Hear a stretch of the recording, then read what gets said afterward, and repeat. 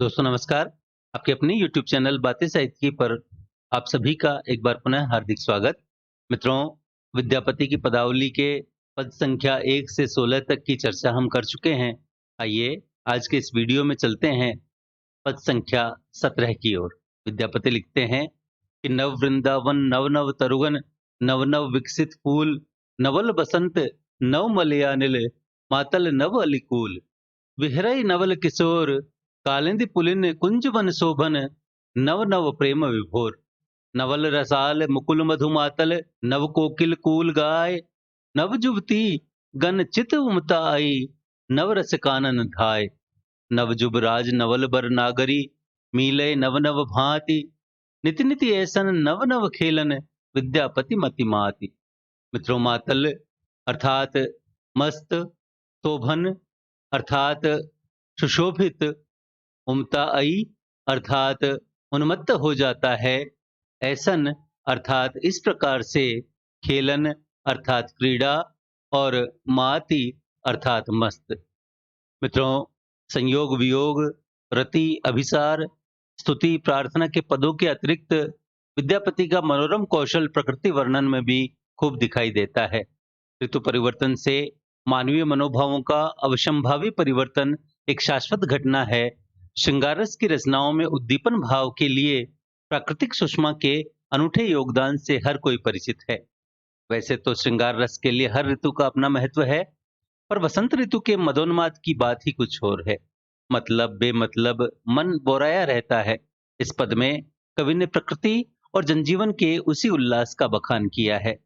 विद्यापति कहते हैं कि नव वृंदावन नव नव तरुगन नव नव विकसित फूल नवल बसंत नव मलयानिल मातल नव अलिकूल। मित्रों, ऋतुराज के आगमन से वृंदावन मानो एकदम नया हो उठा है। नव वृंदावन और नव नव तरुगन, नए नए वृक्षों में नव नव विकसित फूल, नए नए फूल खिले हैं, नए नए पुष्प खिले हैं। बसंत ऋतु भी अभी नई है, नवल बसंत, और नव मलयानिल अर्थात नवीन मलयानिल बह रही है, और मातल नव अलिकूल और नवीन भ्रमरों के झुंड मस्ती से पागल हो गए हैं, पागल हो उठे हैं। बिहरई नवल किशोर कालिंदी पुलिन कुंज वन शोभन नव नव प्रेम विभोर।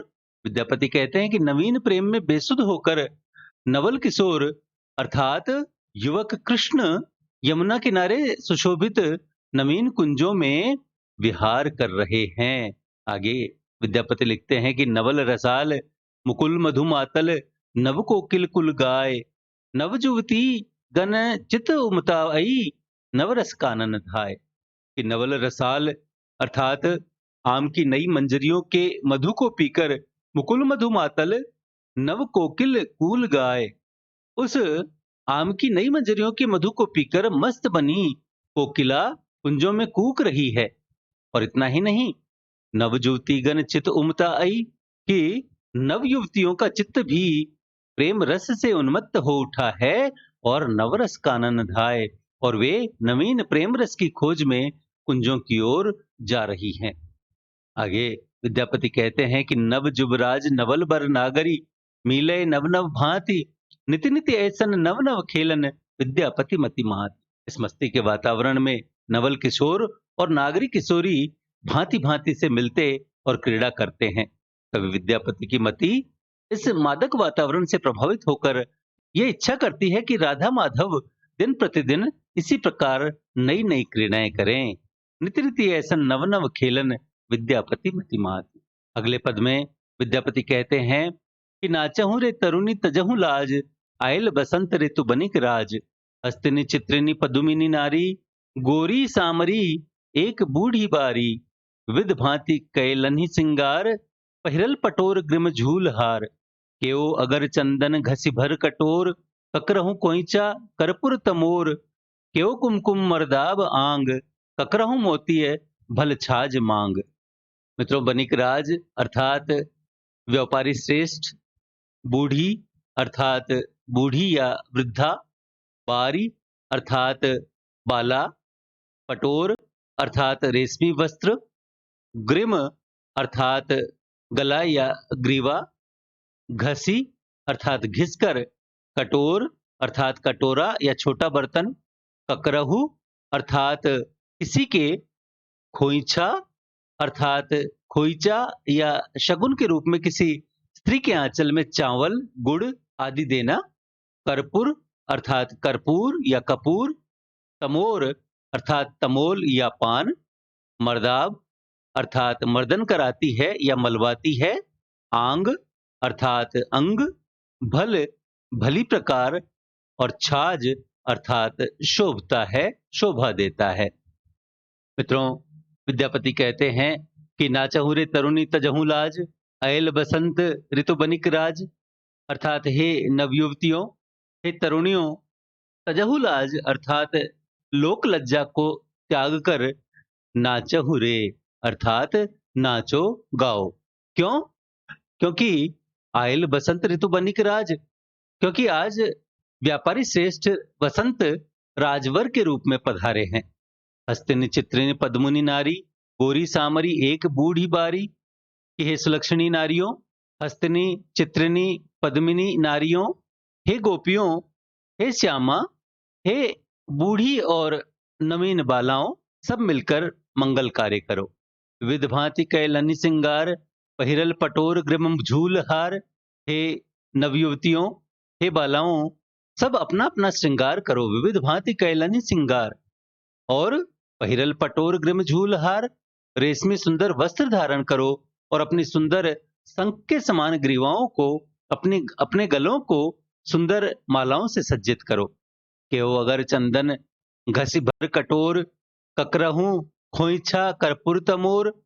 तुम में से कोई चंदन घिसकर और कटोरे में रखो, और किसी सुहागिन स्त्री के आंचल में कपूर और पान भरकर शुभ शकुन मनाओ। केओ कुमकुम मर्दाब आंग, ककरहु मोती भल छाज मांग। इस कारण वरराज वसंत को देखने की लालसा से कोई सुंदरी अपने अंगों में केसर मलवाती है, और किसी बाला की मोतियों से भरी मांग अपूर्व शोभा को प्राप्त होती है। मित्रों, अगले पद में विद्यापति कहते हैं कि मधुपुर मोहन गेल रे मोरा विहरत छाती, गोपी सकल बिसरलनि रे जल छल अहि बाती। सूतल छलहूं अपन गृह रे, निंदह गेलहूं सपनाई, करसों छुटल परसमनि रे कौन गेल अपनाई। कत कहबो कत सुमिरब रे हम भरिए गरानी, आनक धन सो धनवंती रे कुब्जा भेल रानी। गोकुल चान चकोरल रे चोरी गेल चंदा, बिछुड़ी चलल दुहु जोड़ी रे जीव दई गेल धंधा। काक भाक निज भाक रे पौ आओत गोरा, खीर खांड भोजन देव रे भरी कनक कटोरा। भनई विद्यापति गाउल रे धैर्य धर नारी, गोकुल होयत सुहावन रे फेरी मिलत मुरारी।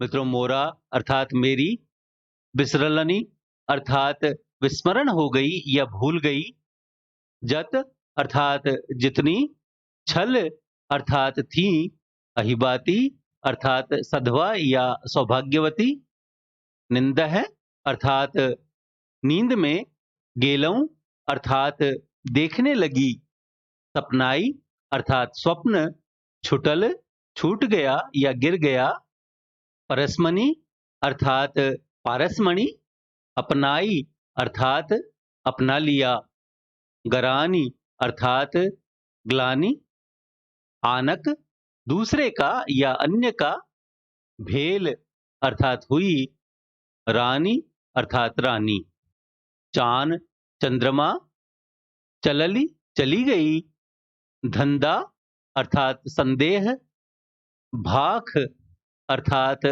भाषा या बोली, आओत अर्थात आएंगे, देव दूंगी, सुहावन सुहावना या शोभायमान। मित्रों, प्रस्तुत पद विरह वर्णन से लिया गया है। जब मोहन मथुरा चले जाते हैं, तब गोपियां आपस में बात कर रही हैं। विद्यापति लिखते हैं कि मधुपुर मोहन गेल रे मोरा बिहरत छाती, गोपी सकल बिसरलनि रे जल छल अहि बाती। कि मोहन मथुरा को चले गए, इस दुख से हे सखी मेरी छाती फटी जाती है, मोरा बिहरत छाती।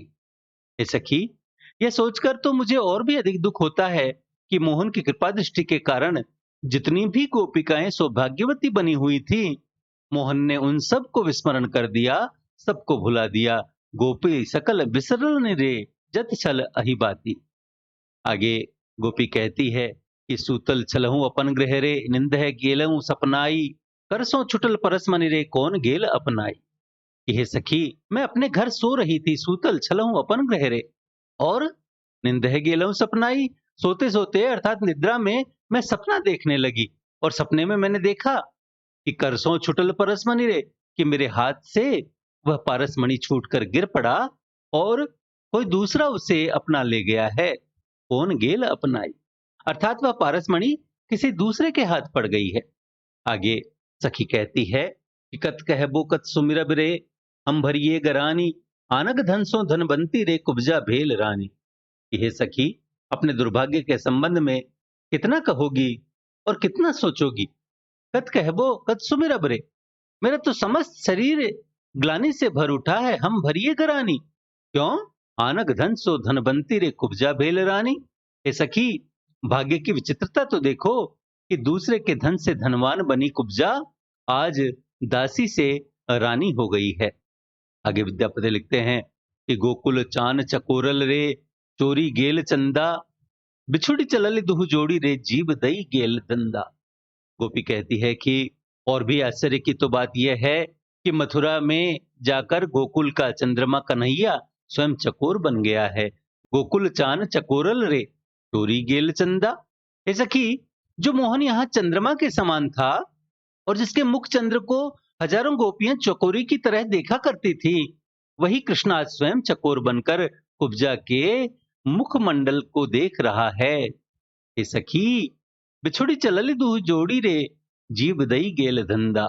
हे सखी, आज मेरा चंद्रमा चोरी चला गया, आज मेरा मोहन चोरी चला गया। हे सखी, मेरी और माधव की युगल जोड़ी के बिछुड़ जाने और उनके अन्यत्र चले जाने से मुझे तो अपने जीवन में भी संदेह हो गया है। आगे विद्यापति लिखते हैं कि काक भाक निज भाक हरे, पौआ ओत गोरा। खीर खांड भोजन देव रे, भरी कनक कटोरा। मित्रों, विद्यापति लिखते हैं कि गोपी कौवे से प्रार्थना कर रही है कि हे कौवे, हे सगुनिया कागा, काक भाक निज भाक हरे, तो अपनी भाषा में बोलकर यह तो बता कि पहुआओत गोरा, कि मेरे प्रीतम कब आएंगे। आगे उस कौवे को गोपी कहती है कि खीर खांड भोजन देव रे, भरी कनक कटोरा। कि हे कौवे, हे काग, यदि तेरी भविष्यवाणी सही होती है, पूरी होती है, तो मैं तुझे सोने के कटोरे में भरकर खीर खांड का भोजन दूंगी, भरी कनक कटोरा। आगे विद्यापति कहते हैं कि भनई विद्यापति गाओल रे, धैर्य धर नारी। गोकुल होयत सुहावन रे, फेरी मिलत मुरारी। तो विद्यापति कहते हैं कि हे बाले, धैर्य धर, अर्थात धीरज रख। गोकुल फिर शोभायमान होगा, गोकुल होयत सुहावन रे, फेरी मिलत मुरारी, और मुरारी तुझसे फिर आकर मिलेंगे। अगले पद में विद्यापति लिखते हैं कि सरसिज बिनु सरसर, बिनु सरसिज की सरसिज बिनु सूरे।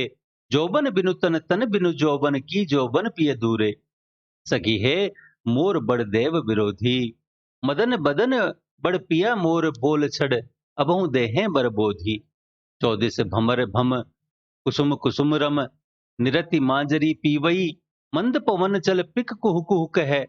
सुनि बिरहनि कैसे जीवई। स्नेह अछल जत हम भेव न टूटत, बड़ बोल जत सब धीर। ऐसन के बोल दहु निज सिम तेज कहु, उछल पयो निधि नीर। भनई विद्यापति अरेर कमल मुखी, गुण गाहक पिया तोरा। राजा शिव सिंह रूप नारायण, सहजे एको नहीं भोरा।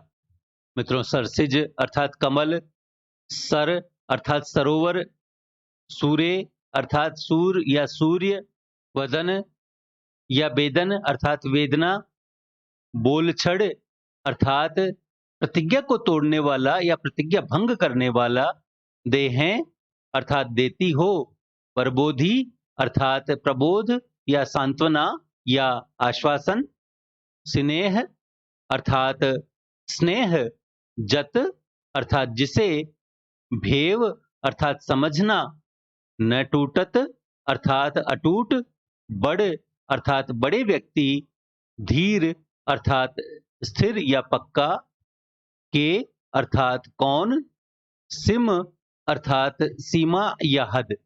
मित्रों, विद्यापति लिखते हैं कि विरह में व्याकुल गोपी अपनी सखी से कहती है कि हे सखी, सरसिज बिनु सर, सर बिनु सरसिज, की सरसिज बिनु सूरे, जौबन बिनु तन, तन बिनु जौबन, की जौबन पिय दूरे। कि हे सखी, जिस प्रकार कमल के बिना सरोवर सूना लगता है और सरोवर के जल के बिना कमल सूख जाते हैं, और जिस प्रकार कमल की शोभा सूर्य के उदय होने पर ही होती है, उसी प्रकार हे सखी, मेरा मन कमल मोहन के दर्शन के बिना कुमलाया हुआ है। हे सखी, इस संसार में जिस प्रकार यौवन विहीन तन और प्रीतम बिना यौवन निरर्थक है, उसी प्रकार मोहन बिना मेरा जीवन भी व्यर्थ है।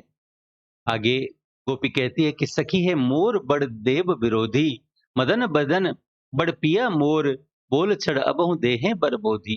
कि हे सखी, विधाता मेरा घोर दारुण शत्रु है। सखी है मोर बड़ देव विरोधी। प्रीतम के अन्यत्र चले जाने से मदन बदन बड़ पिया मोर कामदेव दारुण पीड़ा दे रहा है। परंतु इससे भी अधिक दुखदाई बात यह है कि प्रीतम प्रतिज्ञा भंग करने वाले हो गए हैं, बोलछड़ हो गए हैं। ऐसी विकट परिस्थिति में हे सखी, तुम मुझे सांत्वना देने की चेष्टा करती हो, अबहु देहें बरबोधी। आगे विद्यापति कहते हैं कि चौदिस भमर भम कुसुम कुसुम रम, निरति मांजरी पीवई, मंद पवन चल पिक कुहु कुहु कह, सुनि बिरहिनी कैसे जीवई। कि चारों ओर भ्रमर भ्रमण कर रहे हैं, चौदिस भमर भम कुसुम कुसुम रम, और गुंजार कर रहे हैं, और एक पुष्प से दूसरे पुष्प पर जाकर मन भर करके उसका रस पान कर रहे हैं। निरति मांजरी पीवई। हे सखी, मंद पवन चल पिक कुहु कुहु कह। हे सखी, शीतल मंद पवन बह रहा है और कोयल चारों ओर कुहू कुहू की ध्वनि कर रही है। ऐसे विषैले वातावरण में हे सखी, कोई भी विरहिणी किस प्रकार जीवित रह सकती है। सुनि बिरहिनी कैसे जीवई। मित्रों, भ्रमर के गुंजार करना, पुष्प रस का पान करना, शीतल मंद पवन बहना और कोयल की कुहू कुहू की आवाज किसी भी हृदय में प्रेम उत्पन्न करने में सक्षम है, किंतु विरहिणी की स्थिति ऐसे वातावरण में बहुत ही दयनीय हो जाती है, क्योंकि उसका प्रियतम उसके सामने नहीं होता, उसके पास नहीं होता, और इसलिए विद्यापति ऐसे वातावरण को गोपी के माध्यम से विशैला वातावरण कहलाते हैं। आगे विद्यापति लिखते हैं कि स्नेह अछल जत हम भेव न टूटत, बड़ बोल जत सब धीर, ऐसन के बोल दुहु निज सिम तेज कहो, उछल पयो निधि नीर। कि हे सखी, जिस स्नेह बंधन को मैं अटूट समझती थी, स्नेह अछल जत हम भेव न टूटत, वह बंधन टूट गया। हे सखी, बड़े लोग जो कुछ कहते हैं वास्तव में सत्य होता है। बड़ बोल जत सब धीर, इसे मैं भली प्रकार जान गई हूं। हे बाले, ऐसा कहकर प्रचंड तूफान द्वारा आंदोलित होते हुए समुद्र की जल राशि के समान अपने धैर्य की सीमा का उल्लंघन न करो। ऐसन के बोल दहु निज सिम तेज कहो, उछल पयो निधि नीर। विद्यापति आगे कहते हैं, बनई विद्यापति अरे रे कमलमुखी, गुण गाहक पिय तोरा, राजा शिव सिंह रूप नारायण, सहजे एको नहीं भोरा। विद्यापति कहते हैं कि हे कमल मुखी, सुन, तेरा प्रियतम निष्ठुर नहीं वरन गुण ग्राहक है। अतः राजा शिव सिंह रूप नारायण को उनकी निष्ठुरता की बात पर सहसा विश्वास नहीं होता। मित्रों, विरह की स्थिति का आगे और वर्णन करते हुए अगले पद में विद्यापति लिखते हैं कि सखी है हमर दुखक नहीं और, ई भर बादर माह भादर, सून मंदिर भोर, झम्पि घन गर्जंति संतत भुवन, भरी बसंतिया, कंत पाहुन काम दारुन, सघन खर सरहंतिया। पुलिस कत सत पात मुदित, मयूर नाचत मातिया, मत दादुर डाक डाहुक, फाटी जायत छतिया। तिमिर दिग भरी घोर यामिनी, अथिर बिजुरिक पातिया, विद्यापति कह कैसे गमाओब, हरि बिना दिन रातिया। मित्रों, दुखक अर्थात दुख के, भर अर्थात भरा हुआ या पूर्ण, बादर अर्थात बादल या मेघ, भादर अर्थात भाद्रपद या भादो मास, झम्पी अर्थात उछलते हुए, संतत अर्थात सदा या निरंतर, पाहुन अर्थात प्रवासी, खर अर्थात प्रखर या तेज, सर अर्थात शर या बाण, हंतिया अर्थात हंता है या मारता है, कतसत अर्थात कई सौ या सहस्रों, पात अर्थात पतन होता है या गिरता है, मातिया अर्थात मस्त होकर, डाक अर्थात डांकता है या पुकारता है, डाहुक अर्थात टिटिहरे के एक आकार का एक पक्षी जो जलाशयों के पास रहता है,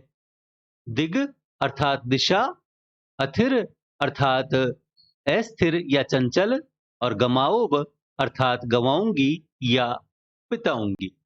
मित्रों, विद्यापति कहते हैं कि सखी है हमर दुखक नहीं और, ई भर बादर माह भादर सून मंदिर भोर।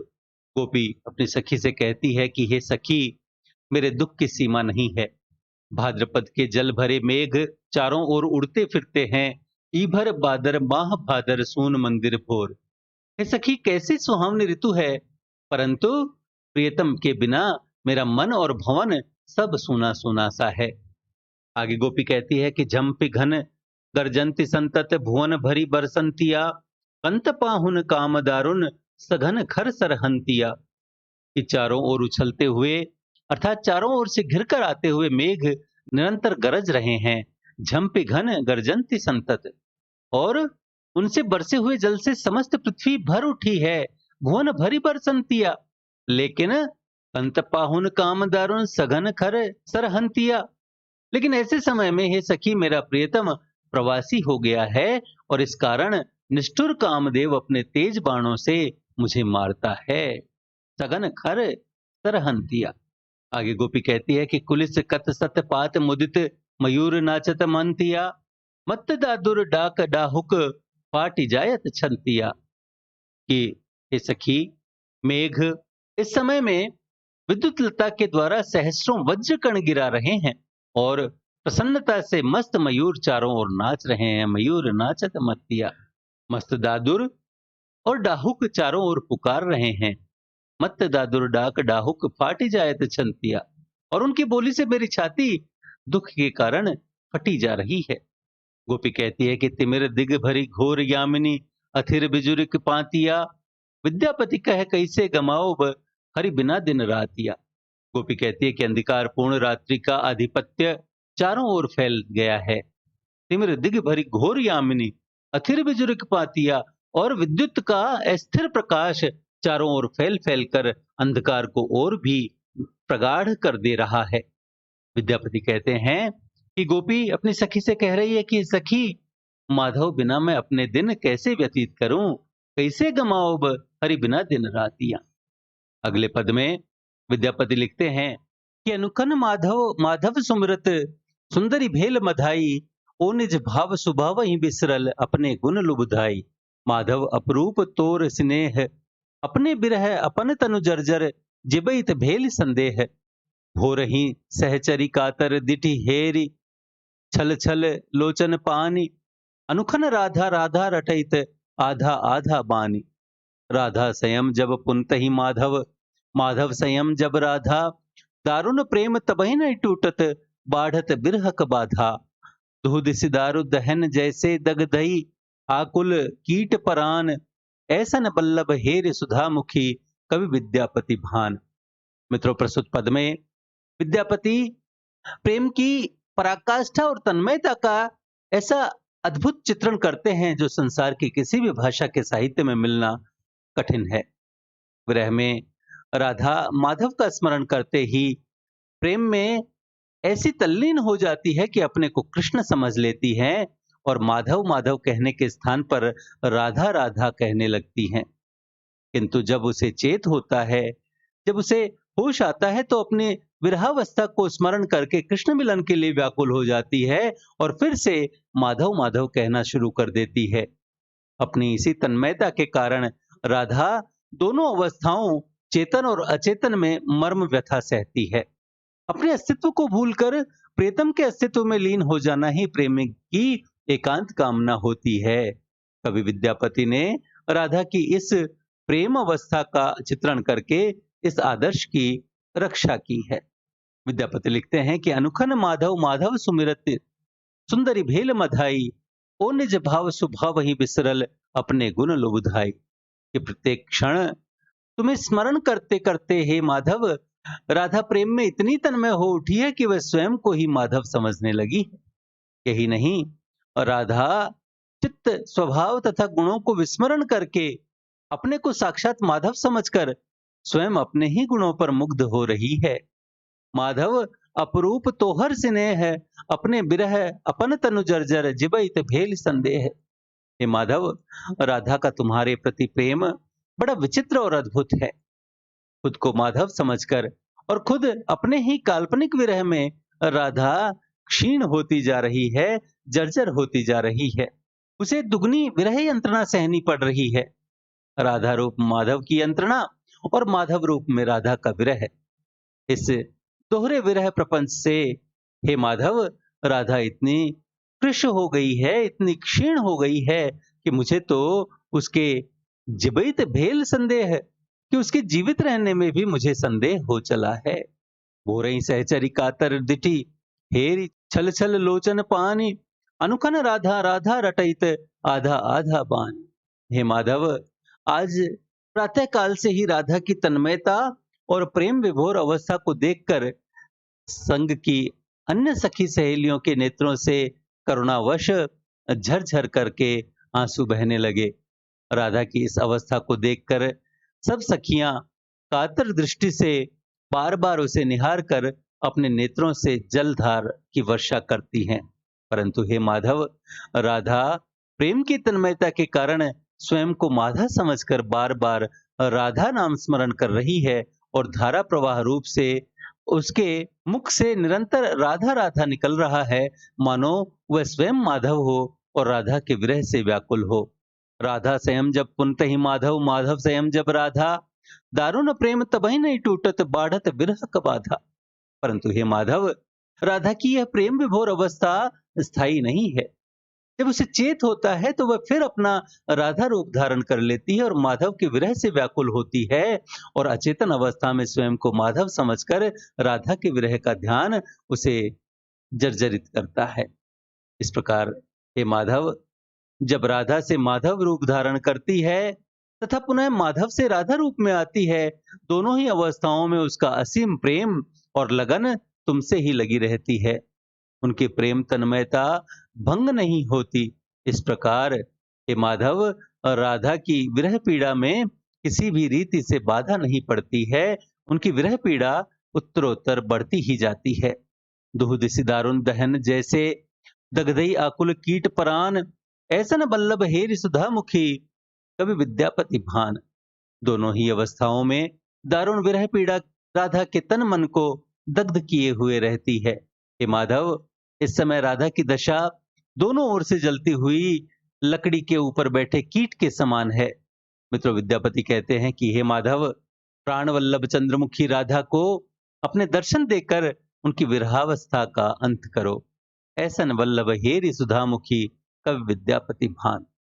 अगले पद में विद्यापति लिखते हैं कि नाहि करब बर हर निर्मोहिया, पित्ता भरितन बसत न तिनका, बगछल कांख तर रहिया, बन बन फिरथी मसान जगबधी, घर आंगनु बनोलनि कहिया, सास ससुर नहीं ननद जेठौनी, जाए बेसती धिया केकर ठहिया, बूढ़ बड़द ढकपोल गोल एक, संपत्ति भांगक झोरिया, भनई विद्यापति सुनु हे मनाइन, शिव सन दानी जगत के कहिया।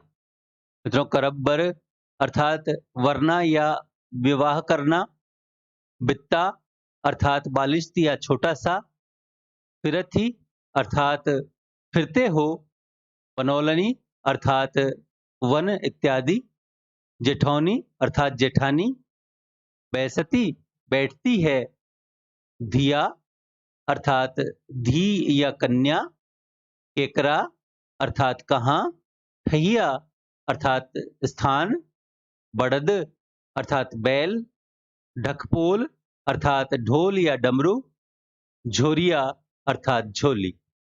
मित्रों, प्रस्तुत पद में विद्यापति पार्वती की माता मैना की स्थिति का वर्णन कर रहे हैं। जब मैना अपनी पुत्री पार्वती के लिए शिव को देखती है और शिव की दशा को देखकर, शिव को देखकर उनके मन में जो विचार उत्पन्न होते हैं, उन्हें विद्यापति ने प्रस्तुत पद में प्रकट किया है। विद्यापति लिखते हैं कि ना ही करब बर हर निर्बोहिया, बित्ता भरी तन बसत न तिनका, बगछल कांख तर रहिया। मैना कहती है कि हर तो बड़े निर्मोही हैं, उनको किसी का तनिक भी मोह नहीं है। चाहे कुछ भी हो, मैं हर को अपना जामाता, अपना दामाद नहीं बनाऊंगी। इन शिव को अपने स्वयं के छोटे से शरीर के लिए वस्त्र नहीं जुटता है। बित्ता भरी तन बसत न तिनका, अपने छोटे से शरीर के लिए जिसके पास वस्त्र नहीं है, वह हमारी पुत्री को क्या पहनाएंगे। वस्त्रों के अभाव में वह अपनी कांख में बाघ चर्म दबाए फिरते हैं, बगछल दबाए फिरते हैं। आगे मैना कहती हैं कि बन बन फिरती मसान जगबती, घर आंगन उ बनोलरी कहिया, सास ससुर नहीं ननद जेठौनी, जाए बैसती धिया केकरा ठहिया। कि मैं अपनी कन्या का विवाह क्या देख करके इस शिव से कर दूं, वो तो स्वयं गृहहीन है। बन बन फिरती मसान जगबती, घर आंगन बनोल न कहिया। जंगल जंगल की धूल छानते फिरते हैं और शमशान में वास करते हैं। ना तो उनके घर है और ना आंगन, जंगल ही उनका घर है। विवाह के बाद मेरी लाडली कन्या को वे कहाँ ले जाकर बैठाएंगे। ना तो मेरी कन्या के सास ससुर हैं, सास ससुर नहीं ननद जेठौनी, जाए बेसती धिया केकरा ठहिया। ना तो उसके सास ससुर है, ना कोई जेठानी है, और इस संसार में बिल्कुल अकेली है। इस कारण विवाह के बाद यह शिव मेरी कन्या को कहाँ ठहराएगा, किस स्थान पर बैठाएगा। इसलिए मैं अपनी कन्या का विवाह इससे नहीं करूंगी। आगे विद्यापति लिखते हैं कि बूढ़ बड़द डकपोल गोल एक संपत्ति, भांगक झोरिया। बने विद्यापति सुनो है मनाइन, शिव संदानी जगत के कहिया। मैना कहती हैं कि यही नहीं, शिव के पल्ले, शिव के पास कोई धन संपत्ति भी तो नहीं है। धन संपत्ति के स्थान पर केवल एक बूढ़ा बैल, बूढ़ बरद, डकपोल गोल एक डमरू है, भांग की झोली है, संपत्ति भांगक झोरिया। भांग की झोली इसकी संपत्ति है, इसकी संपदा है, और मैं ऐसे से अपनी कन्या का विवाह नहीं करूंगी। विद्यापति कहते हैं कि हे मनाइन, यही निर्धन और गृहहीन शिव संसार का सर्वोच्च और ओढ़र दानी है। शिव संदानी जगत के कहिया। इस शिव के समान दानी संसार में और कोई नहीं है। मित्रों, विद्यापति की पदावली से अगला पद प्रार्थना से दिया गया है। विद्यापति लिखते हैं कि माधव बहुत मिनति करतोय, दे तुलसी तिल देह समर्पिनो, दे जनि छाड़िब मोय। गणित दोसर गुण लेस न पाओ भी, जब तुहु करब विचार। तुहु जगत जगन्नाथ कहा उसी, जग बाहिर नहीं छार। ये मानुष मसु पाखी भय जन्मिए, अथवा कीट पतंग, करम विपाक गतागत पुनु पुनु, मति रह तुव पर संग। बने विद्यापति अतिशय कातर, तरित इह भव सिंधु, तुव पद पल्लव करी अवलंबन, तिल एक देह दिन बंधु। मित्रों, मिनति अर्थात मिन्नत करता हूँ, विनती करता हूँ।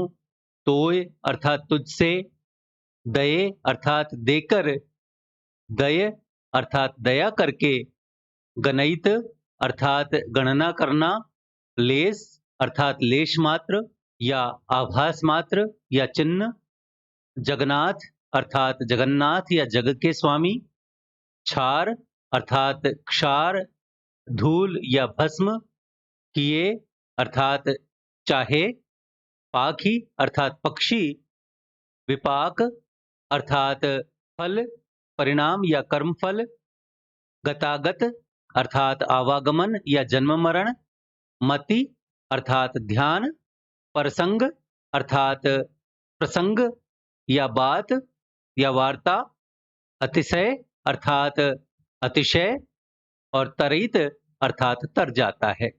तो विद्यापति कहते हैं कि माधव बहुत मिनति करतोय, दे तुलसी तिल देह समर्पिनो, दे जनि छाड़ी बमोय। कि हे माधव, मैं बारंबार बहुत ही विनय पूर्वक आपसे प्रार्थना करता हूँ और आपकी मिन्नति करता हूँ आपकी मिन्नत करता हूँ, आपसे विनती करता हूँ कि कहीं आप मुझे अपने चरणों से अलग ना कर दें। दे तुलसी तिल देह समर्पिनो, दे जनि छाड़ी मोय। हे माधव, मैं तुलसी दल और तिल चामड़ी से पूजन करके अपनी देह आपके प्रति समर्पित करता हूँ। आप मुझे अपने चरणों से अलग न कर देना। गणित दोसर गुण लेस न पाओ भी, जब तुहु कर विचार, तुहु जगत जगन्नाथ कहाओसी, जग बाहिर नहीं छार। हे माधव, यदि आप मेरे पाप पुण्यों के लेखे का विचार करेंगे तो आपको मुझ में अनेकानेक दोष और छिद्र दिखाई देंगे, और गुणों का तो आभास मात्र भी अथवा चिन्ह भी नहीं मिलेगा। किंतु हे माधव, आप जगन्नाथ हैं, जगत के स्वामी हैं, और इस जगत के परे तो शून्य ही शून्य है, अर्थात यही जगत वास्तविक और सत्य है। और इसलिए जगतपति होने के कारण हे माधव, आप मुझे अपने चरणों से अलग ना कीजिए। मैं अधम पापी हूं। आगे विद्यापति कहते हैं कि ये मानुष मसु पाक ही भय जन्मिए, अथवा कीट पतंग कर्म विपाक गतागत पुनु पुनु, मति रहे तू पर संग। कि हे माधव, यदि अपने कर्मों के वश मुझे दूसरे जन्म में मनुष्य शरीर प्राप्त हो, अथवा मैं पशु पक्षी होकर जन्म लूं, अथवा मुझे कीट पतंगों की योनि प्राप्त हो, या अपने कर्मों के परिणाम स्वरूप मुझे इस संसार में बार बार जन्म लेना पड़े, तो भी हे माधव, मेरी आपसे यही विनती है कि आप मुझे ऐसा वर दें कि जिससे मेरी मति सदैव आपके ही चरणों में लीन रहे, और आपकी ही वार्ता के सुनने में मुझे आनंद प्राप्त होता रहे। आगे विद्यापति कहते हैं कि भनई विद्यापति अतिशय कातर, तरित इह भव सिंधु, तू पद पल्लव करि अवलंबन, तिल एक देह दिन बंधु। कि हे माधव, कृपा करके मुझे इस भव सागर से पार कर दीजिए। हे माधव, आपके चरण कमलों का आसरा लेकर, हे दीन बंधु, हे दीनानाथ, मैं इस भव सागर से पार जाना चाहता हूँ। हे माधव, मेरे ऊपर कृपा करके मुझे इस भव सागर से पार कर दो। दो पद पल्लव करी अवलंबन, तिल एक देह दिन बंधु। मित्रों, अगले पद में पुनः श्री कृष्ण से प्रार्थना करते हुए विद्यापति कहते हैं कि तातल से कत बारी बिंदु सम, सुतमित रमनी समाज, तोहे बिसारी मन ताहे समर्पिनो, अब मजु हब कौन काज। माधव, हम परिणाम निराशा, तुहु जग तारण दीन दयामय, अतः तो हर विश्वासा। आध जन्म हम नींद गमायनो, जरा शिशु कत दिल गेला, निधुबन रमनी रभस रंग मातनु, तोहे भजब कौन बेला। कत चतुरानन मरि मरि जाओत, न तुव आदि अवसाना, तोहे जन्म पुनि तोहे समावत, सागर लहरी समाना। भनई विद्यापति शेष समन्मय, तो बिनु गति नहीं आ रहा, आदि अनादिक नाथ कहाओसी, अवतारन भार तुहारा। मित्रों, तातल अर्थात तप्त या गर्म, सैकत अर्थात बालू या मिट्टी, बारी अर्थात जल, मित अर्थात मित्र, मझु अर्थात मेरा, हब अर्थात होगा, अतः अर्थात अतएव, तोहर अर्थात तुम्हारा, गमायनो अर्थात गंवाई है या व्यतीत की है, जरा बुढ़ापा, शिशु शैशवावस्था, मातनु अर्थात मस्त, जाओत अर्थात जाते हैं, अवसाना अवसान या अंत, समाओत समा जाते हैं या लीन हो जाते हैं, शेष अर्थात शेषनाग, आरा अर्थात अन्य। मित्रों, विद्यापति कहते हैं कि तातल सेकत बारी बिंदु सम, सुतमित रमनी समाज, तोहे बिसारे मन ताहे समर्पिनो, अब मजहब कौन काज। कि हे माधव, जिस प्रकार तप्त बालू पर जल की बूंद पड़ते ही विलीन हो जाती है, उसी प्रकार इस संसार में पुत्र, मित्र और स्त्री की स्थिति है। नियति के थोड़े से इशारे मात्र से ही जल की बूंद की तरह ये भी क्षण भर में विलीन हो जाने वाली वस्तुएं हैं। हे माधव, मैं कैसा अधम हूं कि आपको विस्मरण करके मैंने स्वयं को इन क्षण भंगुर और नियति के खिलौनों को अपना मन समर्पित कर दिया है। हे माधव, अब मुझसे क्या कार्य सच सकेगा। आगे विद्यापति कहते हैं कि माधव, हम परिणाम निराशा, तुह जग तारण दीन दयामय, अतः तो हर विश्वासा। कि हे माधव, मैं समस्त जीवन भर आपको विस्मरण करके, आपको भूल करके माया मोह के घोर जाल में पड़ा रहा। अतः मुझे आपकी कृपा दृष्टि पाने की आशा केवल दुराशा ही प्रतीत होती है। तू जग तारण दीन दयामय अतः तो हर विश्वासा। इस कारण हे माधव, मुझे तो अपने अंतिम परिणाम की ओर से घोर निराशा ही है। हे माधव, आप जगत के पापियों को भवसागर से तारने वाले हो, दीनानाथ और दयामय हो। अतः मुझसे विश्वास है कि आप मेरी काली करनी पर ध्यान न देकर मुझ जैसे पापी पर दया करेंगे। आगे विद्यापति कहते हैं कि आद जन्म हम नींद गमायनु, जरा शिशु कत दिल गेला, निधुबन रमनी रभस रंग मातनु, तो हे भजब कौन बेला। हे माधव, मैंने अपना आधा जीवन तो यौवन की मस्ती में व्यतीत कर दिया और शेष आयु का अधिकतर भाग बचपन और बुढ़ापे की अवस्था में बीत गया। हे माधव, जीवन का स्वर्ण युग यौवन अवस्था तो मैंने रमणियों के साथ रास रंग और केली क्रीड़ा में व्यतीत कर दिया। निधुबन रमनी रभस रंग मातनु, तो हे भजब कौन बेला। और इस वजह से हे माधव, आपके भजन पूजन के लिए मुझे समय ही नहीं मिला। मैं आपका भजन करता तो किस समय करता। आगे कहते हैं कि कत चतुरानन मरि मरि जाओ तो न तू आदि अवसाना, तोहे जन्मी पुण्य तोहे समाओ तो सागर लहरी समाना।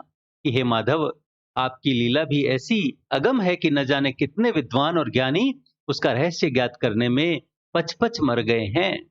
कत चतुरानन मरि मरि जाओ तो न तू आदि अवसाना। लेकिन किसी को भी ना आपके आदि का अर्थात प्रारंभ का रहस्य मालूम हो सका है और ना अंत का। और जब विद्वानों का ही यह हाल है तो मेरी तो गति ही कहाँ है। तो हे जन्म पुनि तो हे समाओ सागर लहर समाना। हे माधव, दार्शनिक ये मानते हैं कि आपकी माया आपसे ही उत्पन्न होती है और अंत में आप में ही लीन हो जाती है। जिस प्रकार वायु के वेग से सागर के जल में तरंगें उत्पन्न होती हैं, लहरें उत्पन्न होती हैं और फिर से सागर के जल में विलीन हो जाती हैं, उसी प्रकार आपकी माया हे माधव आपसे ही उत्पन्न होती है और आप में ही लीन हो जाती है। जिस प्रकार जल और लहर एक दूसरे से भिन्न नहीं है, उसी प्रकार हे माधव आपकी माया आपसे अलग नहीं है। विद्यापति कहते हैं कि भनई विद्यापति शेष समन्वय, तू बिनु गति नहीं आ रहा, आदि अनादिक नाथ कहाओसी, अब तारन भार तुहारा। विद्यापति कहते हैं कि हे शेष पर शयन करने वाले माधव, आपकी कृपा के अतिरिक्त मुझे किसी और दूसरे का सहारा नहीं है। हे माधव, मेरी गति तो केवल आप तक ही है। हे माधव, आप अनादि और अनंत कहाते हैं, आदि अनादिक नाथ कहाओसी, अब तारन भार तुहारा। और इसलिए सर्वशक्तिमान होने के कारण मुझे भव सागर से तारने का सारा भार आप पर ही है। हे नाथ, सर्वशक्तिमान होने के कारण केवल आप ही मुझ जैसे पापी अधम को तारने में समर्थ हैं। तो मित्रों, ये थे विद्यापति की पदावली से पद संख्या 17 से 25। आशा है आपको हमारा यह प्रयास पसंद आया होगा। वीडियो को लाइक करें, अपने मित्रों के साथ साझा करें। पीडीएफ तथा अन्य सहायता के लिए हमसे टेलीग्राम पर जुड़ें। बातें साहित्य की चैनल को सब्सक्राइब करें और भविष्य के सभी वीडियोस की सूचना अपने तक सबसे पहले पहुंचाने के लिए घंटी वाला बटन दबाएं और देखते रहें बातें साहित्य की। धन्यवाद।